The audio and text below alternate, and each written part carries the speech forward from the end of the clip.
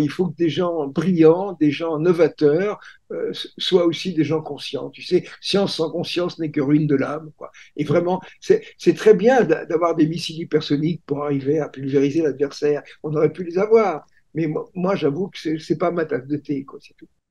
Oui, mais ceci dit, tu es toi-même en train de dire que si jamais on développe le modèle Janit et que il y a des débouchés, on va dire militaires, qui donneraient des armes d'une puissance extraordinaire, ou d'autres, je préfère moi, à titre personnel, regarder les applications grand public qui sont dans l'intérêt général, plutôt que dans l'intérêt, on va dire, d'annihiler une population. Mais Xavier, on ne pourra pas faire la différence. C'est comme si tu disais, je vais développer le nucléaire sans faire de bombe. OK? Ah, voilà, exactement. C'est pas possible. Mais on pourrait dire également, si j'invente le couteau pour découper ma viande, je peux aussi tuer mon voisin Tout à avec le fait. feu des explosifs. Hein. Dire, par exemple, on va développer ce truc-là de façon à avoir des sources d'énergie, mais ces sources d'énergie, elles vont forcément avec des explosifs, c'est tout.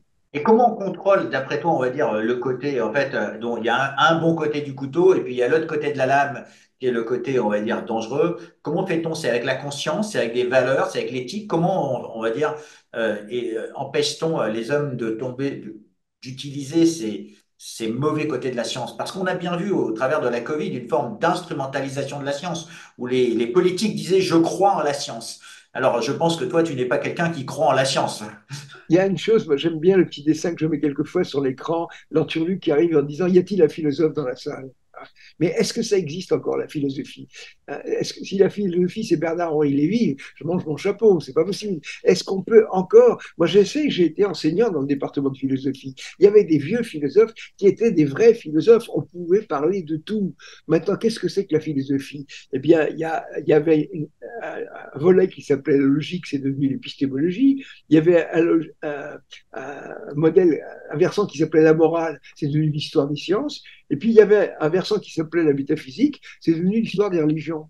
Mais des gens qui peuvent réfléchir sur le dessin de l'humanité, c'est des véritables philosophes, y compris des religieux. Oui, c'est pas incompatible.